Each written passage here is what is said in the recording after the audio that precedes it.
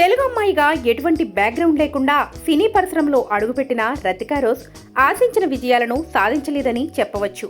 ఎన్ని సినిమాలు చేసినప్పటికీ గుర్తింపు రాకపోవడంతో తనకంటూ ఒక ఇమేజ్ను ఏర్పాటు చేసుకోవాలని బిగ్ బాస్ 7లో అడుగుపెట్టి నెగిటివ్గా ట్రోల్ అయినప్పటికీ బాగా పాపులర్ అయ్యింది.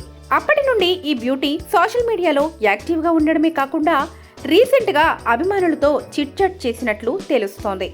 ప్రస్తుతం ఈ చిట్ చాట్లో అభిమానులు అడిగిన ప్రశ్నలు సోషల్ మీడియాలో వైరల్గా మారాయి. బిగ్ బాస్ హౌస్లో ఉండగా ఒకవైపు పల్లవి ప్రశాంత్, మరోవైపు యావర్లతో ట్రయాంగిల్ లవ్ స్టోరీ నడపడమే కాకుండా పల్లవి ప్రశాంత్తో చాలా క్లోజ్గా మూవ్ అవుతూ ఉండేది. రీసెంట్గా అభిమానులతో జరిగిన చిట్ చాట్లో రతిక పాల్గొనడంతో ఫ్యాన్స్ కొన్ని ప్రశ్నలు అడిగినట్లు సమాచారం.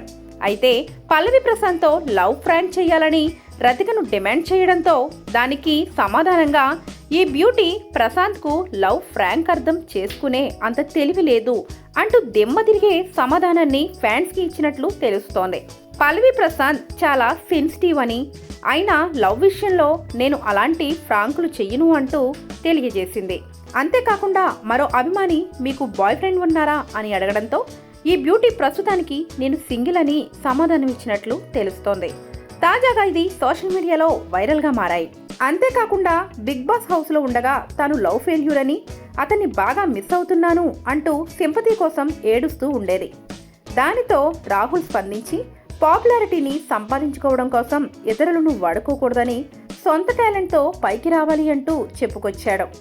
ఏదేమైనా బిగ్ బాస్లో కూడా రతికా రోజ్ ఆశించిన విజయాన్ని సాధించలేదని చెప్పవచ్చు.